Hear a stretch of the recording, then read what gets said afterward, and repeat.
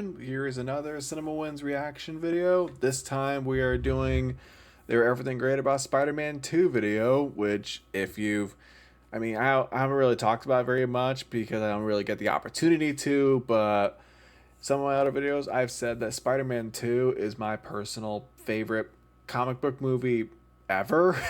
Like, out of all the movies that have come out based on comic books, I feel like I just spelled that out even more, but there you go. It's my third favorite movie of all time as well. Yeah, there you go. So, yep, really excited to see Lee's take on this. I've seen this video already, because I've seen a lot of his videos already before, but I'm excited to talk about this movie, basically, because, yeah, I realize that's part of the fun of making these videos. I get to talk about these movies a lot more, like, especially hearing from my personal tastes, you know? So, yeah.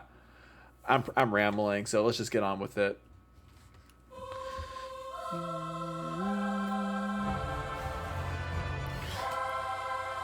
Okay, right off the bat, it looks like he's using the 2.1 cut, the extended cut. I've only seen that version one time, actually, and I've seen the theatrical cut like tons of times. I don't remember the extended cut very well. I have seen this one video a few times that talk about all the differences, and obviously the biggest one I can think of is the JJ scene of him wearing the Spider-Man suit, and not much else, but yeah. So we'll see how that goes. I do not hate this comic/concept art first movie recap, and these are definitely Spider-Man 2 style opening credits. Oh yeah. I don't think he mentioned this in the first one, but yeah, I love these credits. The more I think about it, I kind of miss opening credits in movies, honestly, because they were always, not all of them, but many of them were really cool, especially with the music. And this one's got Danny Elfman music, so yeah, automatically a win. And yeah, these credits, the way to recap the first movie is really cool too.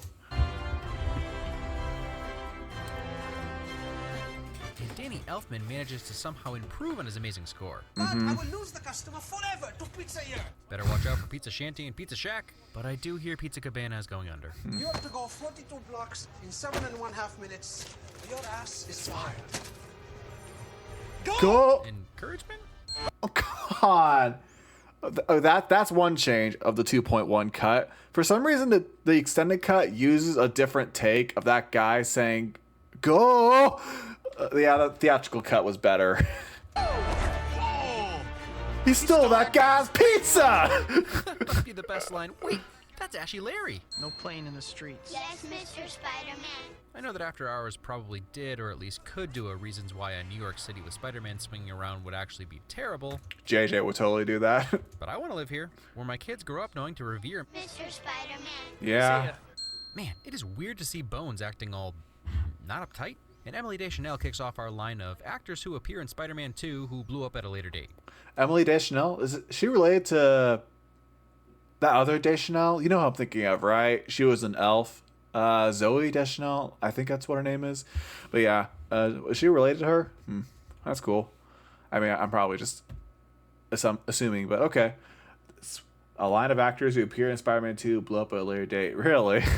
Turn the whole city against him. In fact, I'm very proud of. As if Raimi knew how much everyone loved JK in the first film, so he decided to throw him right up front in this movie.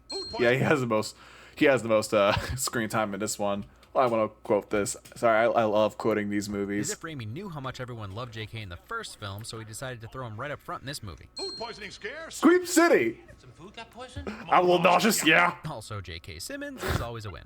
We're still sure it's not Parker Posey, huh? Anyway, as much as everyone hates the third movie in this trilogy, they've been slowly building their flirtation up to set up that movie. Raimi was the king of continuity before interconnected universes. That's true, yeah. Yeah, oh boy. The third movie is going to be interesting when we get to that one. Let's not get ahead of ourselves. This opening is such a great contrast between Spider-Man the quippy, nearly infallible hero and the always late, goofy, constantly getting fired and disappointing everyone, except maybe Betty, Peter Parker. How was Lizard not the main or secondary villain in 3? The studio push for Venom? Yes. Wow. Clearly Raimi was planning it. He name-dropped him in the last film. Yeah. Again, he does kind of fight a lizard in No Way Home, so yeah, don't feel too bad. Collins. I've been busy. but not killing your dad, so just stop it. That's another extended edition scene. That scene, I remember that. That was actually pretty nice. Harry Osborn's very minor singing role. Seriously, Franco, nobody can have it all. Yeah, with Harry in the background. I thought I was years ago. Everybody's gone, aren't they? Sly double entendre. Nice, Raimi. For God's sake, it's not much. Now take it. And don't you dare leave it here. I guess it's cool that Aunt May is young and Marissa Tomei now, but no one's ever going to beat Rosemary Harris's performance. No, not even Sally Field. No. You know, she's my favorite Aunt May. Yeah, definitely. I'm going to be so sad when she dies. Hey, I didn't even notice her, but she was there. I'm seeing somebody now. Oh. Therapy. Sensitivity. I'm really sorry, Mr. Dick. Ursula! Mr. Steve Ditkovich. Hi, Pete. I love Ursula. Oh my gosh, Ursula's a librarian for magicians. Oh, really? Hi. What's hi? Can I spend it? I know they can't all be Ozymandias or Doctor Strange, but it's hard to see someone who tries to do so much good, barely making ends meet, and have everyone always assume you're something you're not. He also tells me you're lazy. And it sets up the conflict of this film perfectly. Oh, yeah. Exponential increase in energy output. Basically, it's like that kid holding a magnet out in front of his skateboard to achieve perpetual motion. Basically. If only we could get past that pesky first law of thermodynamics. Rosie, our new friend thinks I'm gonna Blow up the city. Well... poetry. A really sweet moment between these two that helps us understand why he loses it later. Yeah. If love and poetry are more complex and important than physics... Work out, plenty of rest. You know, eat your green vegetables. Healthy living advice. It's a web. What? Jasmine almost got killed by a flying cop car? I hope Crosby thanks Spidey. Also, just have to point out that she's credited as Woman at Web. Nice. Sorry, I don't get that reference. Oh, that's sick. Sometimes Ash gives you your superhero name. Sometimes he ruins your love life. Can't win them all, but Bruce Campbell comes close. Yeah. Personally, I just love that idea that all the characters Bruce Campbell plays in these movies are the same person. He just kind of keeps constantly losing jobs. I just always find that funny. I like to think that. I was always a little confused by Peter losing his powers, but this I mean, I was the first time I saw this movie. I was like, why? But the more I've seen this movie, the more I've realized, oh, I think I'm getting it now. time around I noticed this line. If you keep something as complicated as love stored up inside, it's gonna make you sick. And it's precisely Right. after Peter bottles his emotions again in the alley and then witnesses the love of his life kissing someone else that his web fails him. Mm-hmm. I just want to say I really like what you do. That's another thing. This scene, in the theatrical cut and the extended cut, these scenes are entirely different. Like that guy in the theatrical cut, he doesn't realize that that's Peter, or he doesn't realize that's Spider-Man. He just thinks it's a guy pretending to be Spider-Man. But in the extended cut, he's like, oh yeah, you're Spider-Man. And he acts like a fanboy. So pretty interesting. And that guy, I remember seeing him in Lab Rats too, that Disney XD sitcom show. I don't know if you remember that show, but I used to watch that on Netflix.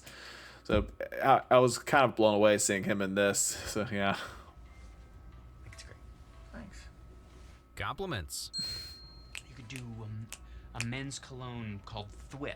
Free branding consultation. Before we start, has anybody lost a large roll of $20 bills in a rubber band? Because we found the rubber band. Dad jokes. Is that gin? Did anyone not get a break after being in a Raimi Spider-Man film? These four actuators were developed and programmed for the sole purpose of creating successful fusion. And also, murder. Yeah. Doc Ock's tentacles are some of the coolest mix of puppets, robotics, and CG effects still to this day. Oh yes. And the insane level of detail and specificity is sensational. Yeah, nothing to add. Yeah, these arms are insanely impressive. Like they're all CGI in No Way Home. That's cool and all. They were fine there, but they just can't beat the practical and CG combination with this, because they still look really good 20 years later. Still to this day. And the insane level of detail and specificity is sensational. Dude, that's a brutal way to go out. But I do. Like that this movie is rated PG-13. Like, holy cow. It's like I always forget that. I was like, man, I can't believe this. They got away with that, and this isn't rated R. Appreciate this very bloodless comic death, even if half her face should be missing. Yeah. Take shop class. You're all going to die in a terrifying yet amusing way. It's like Sam Raimi has this dark horror movie brewing under the surface of his skin at all times, and sometimes he just can't control it. See what I mean? Seriously, there are kids watching. He's also a tad obsessed with eyeballs in this one. You should watch Multiverse of Madness. There's a lot of eyeball zooming in that one. More fun credits. This guy is Chainsaw Doctor, and here's Clawing Nurse. Oh my gosh! Every time, the way, just the way her nails go into the floor. I just always, Sorry, I always cringe when I see that. I mean, and yeah, this is a really terrifying scene too. I really gotta watch the Evil Dead movies because I know Raimi is super famous for horror. And I've seen a lot of that in these movies. Well, not a lot of that, but some of it. But more of that in Multiverse of Madness. So yeah. I think you mean yes. Also, I love the way Melina's face is showing fear, and it's almost as if his subconscious mind telegraphs what it would want, and then the tentacles flip the card to his surprise. An awesome comic panel looking shot either way, but I like that it's set up that he can probably see through the claws since they were producing a video feed and interfacing with his brain. So some sort of sensory perception at least. Right. Guy named Otto Octavius winds up with 8 limbs. What are the odds? 1 in 8? Science squid? Crap. Doctor Strange. That's pretty good. Ha! Quick, Marvel Studios, call your lawyers. Sue Fox once and for all. That's so funny now because Sam Raimi literally did direct a Doctor Strange movie 20 years later. So, yeah, I always find that funny now in hindsight. Spider-Man was there. Love this little nod to Robbie being one of the few who knew Spider-Man's secret identity just with a look. Oh, really? That's sorry. I paused at a awesome scene, but yeah, I guess I didn't know that. Robbie. Love this little nod to Robbie being one of the few who is knew he in the Spider-Man's comics? secret identity just with a look.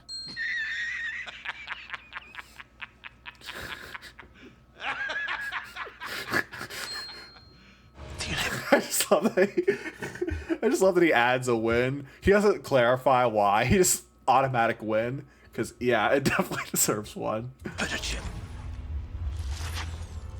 Gone. Okay, this is just the best. The way this Yeah. claw zooms into frame and uses its lower finger as a mandible? This whole conversation with the limbs is outstanding, like little raptor snake devils whispering in his ear. He's fighting it, but they're winning.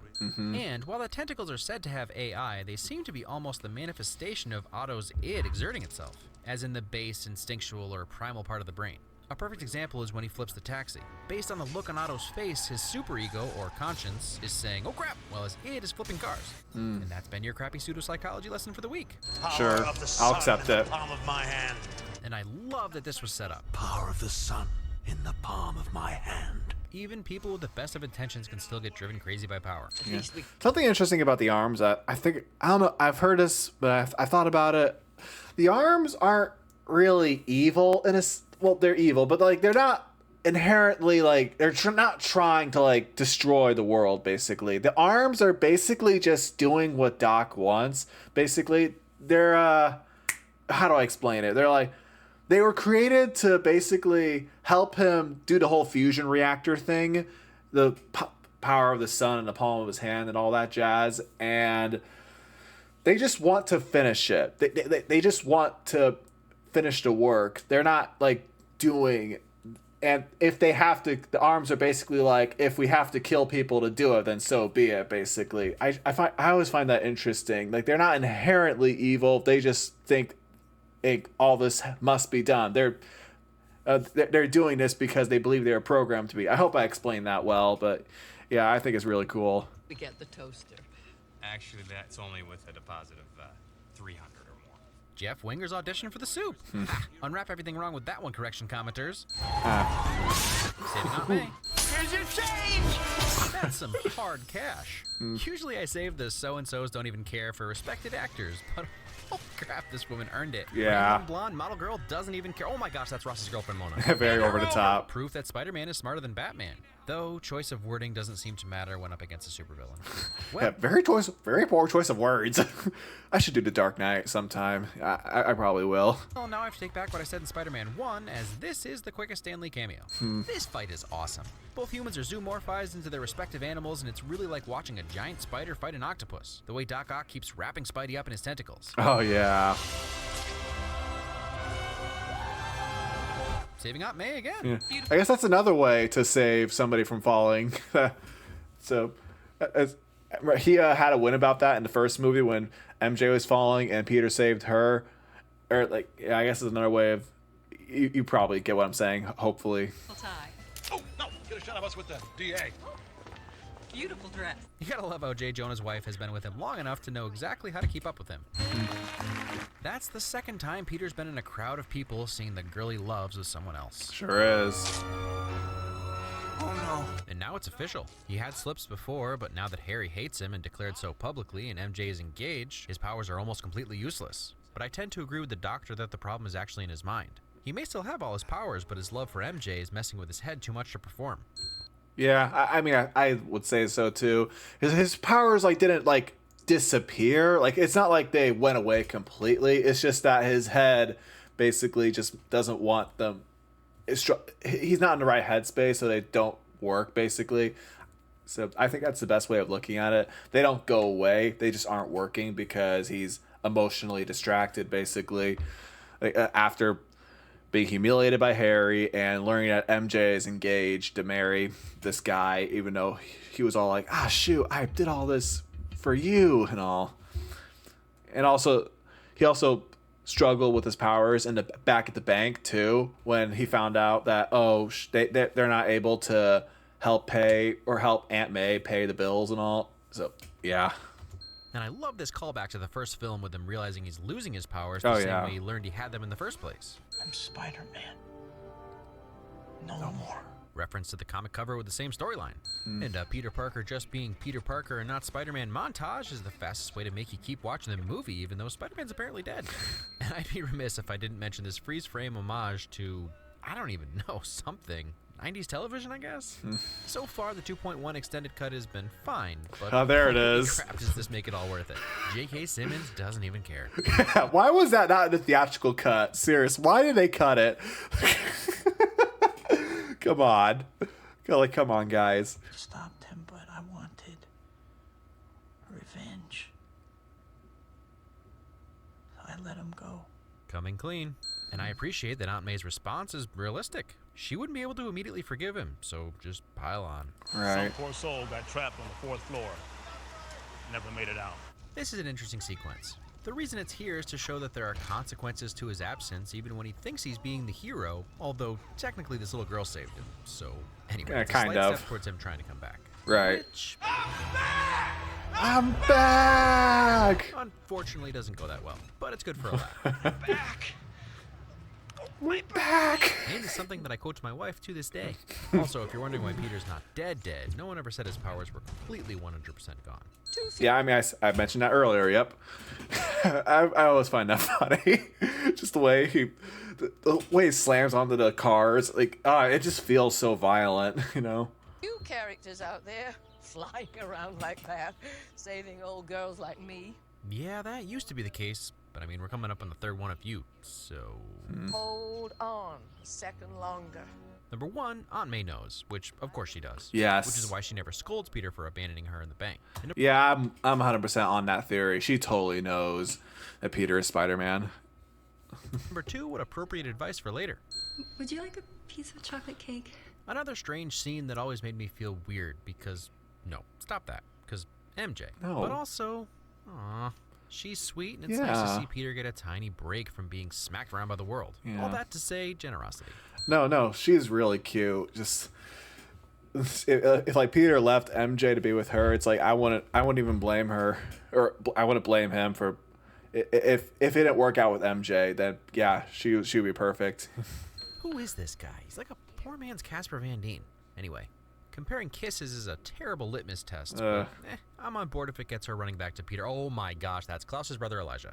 I don't get that. I don't think I've ever actually heard someone say hiya. Written, sure. Always thought it was weird. But if it's good enough for Spider-Man, it's good enough for me. Although he did also say, Oh boy, yeah. Doc Ock catches some flack for this, and yeah, it was probably a dumb move. I mean, yeah, because he's literally throwing a car into a restaurant.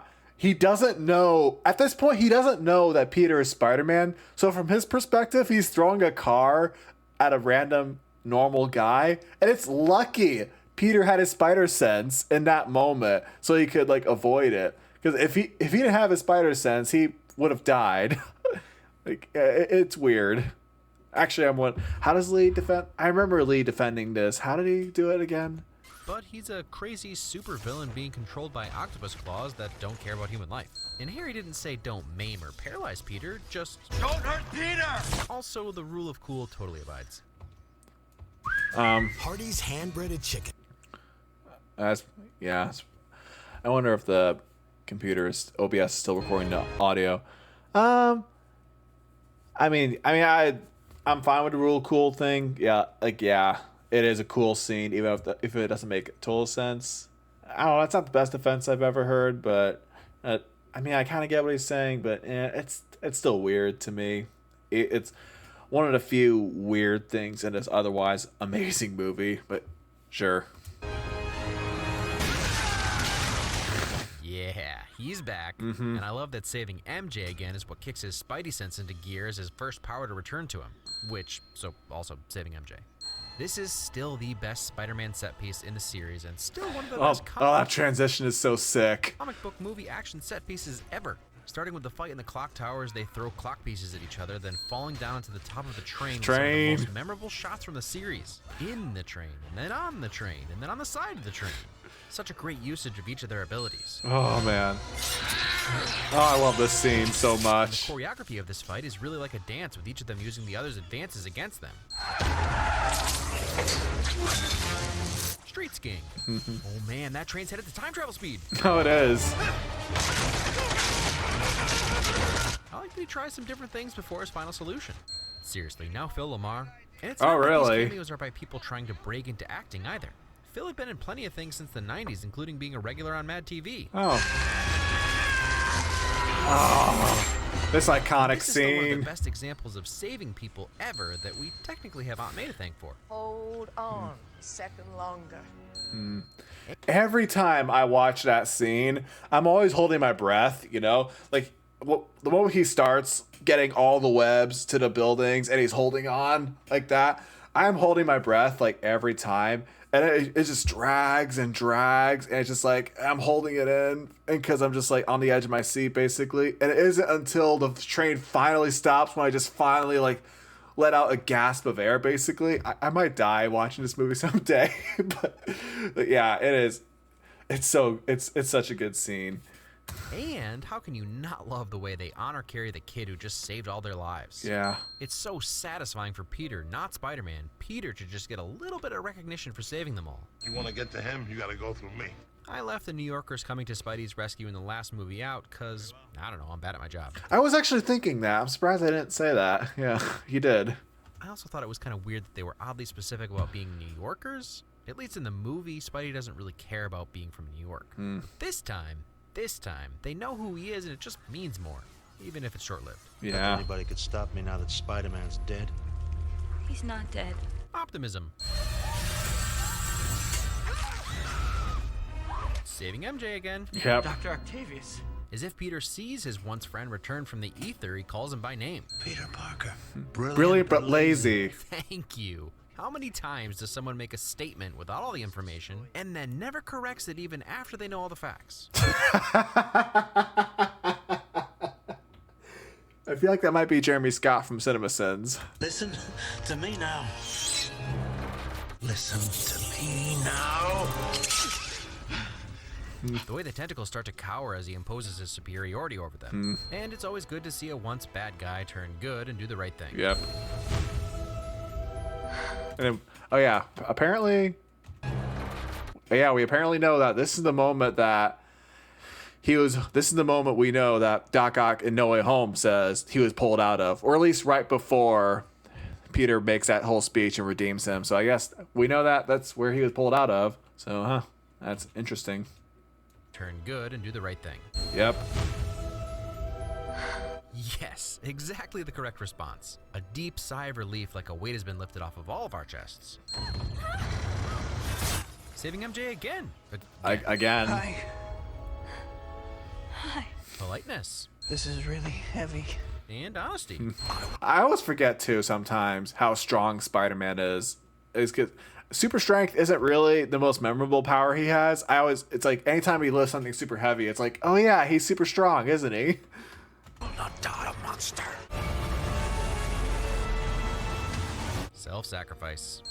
Even though the outcome of this little web hangout is again annoying, I do really like that he spun a web and then spidered across it. A little appropriately used Dutch tilt to make you feel uneasy about Harry's discovery. Avenge me! Willem Dafoe is always a win and doesn't even care. Still doesn't. Avenge me. Also, there's a whole team of people that could have helped you with that. Somber wedding, depressed bride, bridesmaids in black. Yeah.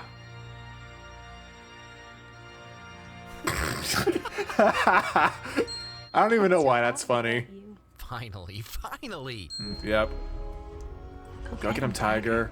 Great line, but also the sirens that led to her affirmation of his Spider-Man-ness are a subtle callback to the first time he sees her with the astronaut, and he's going to begrudgingly change it to Spider-Man. Oh, nice. Never gets old. Mm-mm. Oh man, a little graduate homage there? Once the dust settles and the emotions subside, life needs to go on whether you're a tiger or not. Also, what a lovely bookend to the opening shot. Nice. I wonder if I'm going to get a copyright claim for this. Real talk. I was a Dashboard Confessional fan in high school and still am. And then the whole world adopted Chris Carrabba after this movie. But it's cool. I'm glad he got more fans. Spider-Man 2 picks up right where the first film left off in a lot of ways. Oh, yeah. I imagine it was tempting to jump right into a Spider-Man story after establishing his origin in the last film, but Raimi chose to follow Peter and his struggles as a college kid living in New York. Something you could almost guarantee a studio would squash now. No Spider-Man set piece for 30 minutes? You out of your mind? I mean, unless you count him delivering the pizzas as a Spider-Man set piece, but sure, yeah. But yeah, that I love that about this movie. It feels less like a superhero movie and more like a character drama, and that's what makes it so interesting. And the fact that these people feel so real. Peter's struggles feel so real. Like I mentioned, Spider-Man's my favorite hero in the last movie. And yeah, I do think one of the biggest reasons for that is because he feels the most down to earth. He feels the most realistic. Like he suffers problems that we in the real world face too. Money problems, like relationship problems and stuff like that. And it's like, and I just can't help but relate to him, you know? But there is a reason why so many people call this the best trilogy and Spider-Man 2 the best of the trilogy. Oh, yeah. We care about these characters. We know them. We yearn for Peter to give in and let his love for MJ known. We worry about him. We identify with his trials. Like this random train passenger says. He's just a kid. Yep. He's just a normal guy. The fact that the way he gets his powers too, it's just a random incident of a spider just happening to bite him. Like he didn't ask for this. It just happened. He just happened to become a hero. Like, that's what's so good about. That's what's so fun about this character. So it's easy for us kids to identify with him, or it was. And make no mistake, this is a Peter Parker movie.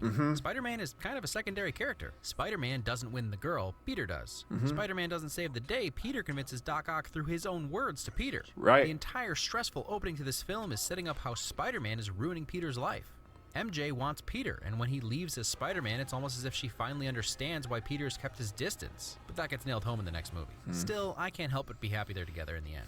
The one thing that allows me to excuse the ending of the first film, which I mentioned last time destroyed me, is this film and its ending. This moment is so earned, and we all feel it because after everything Peter went through in this movie, he deserves his one true love. And speaking of his struggles in this film, we get a realistic look at the difference between Spider-Man and most other heroes. Batman has Alfred to cover Bruce socially, Fox to cover him professionally, not to mention a huge trust fund so he doesn't even have to work. Iron Man has Pepper, Captain America has, well, S.H.I.E.L.D., but Peter doesn't have anyone. And it isn't until the very end that it's confirmed anyone even knows who Spider-Man really is.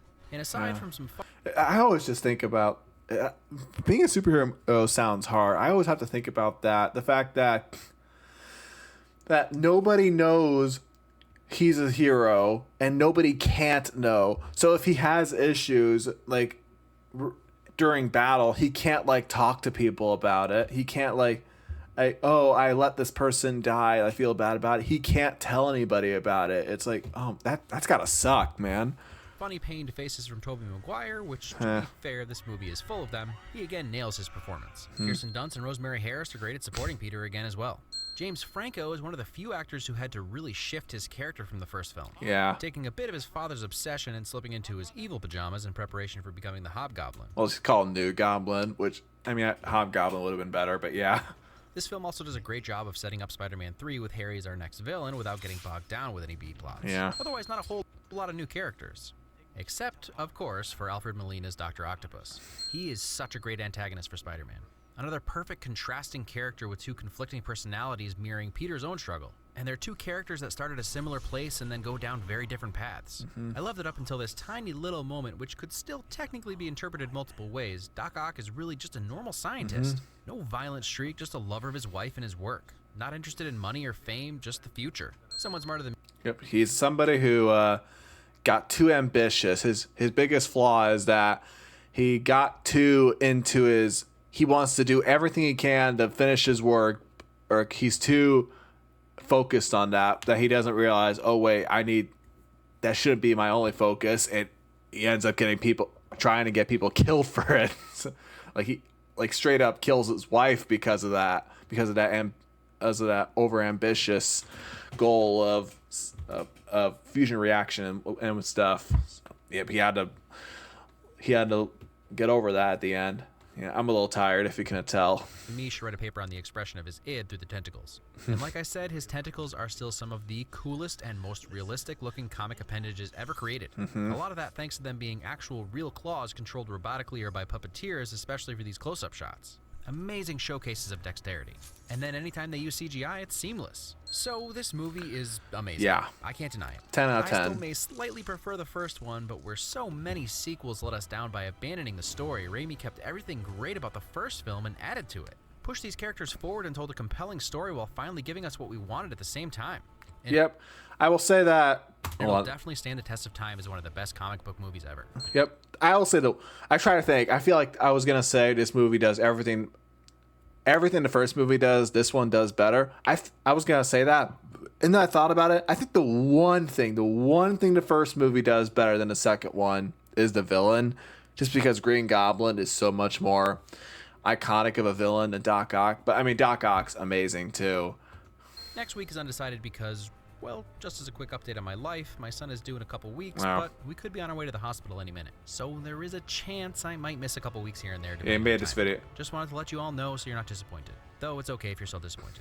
I do have a tiny little Yeah. rule. Either way, there. Yeah, he made this in 2017, so yeah. 136.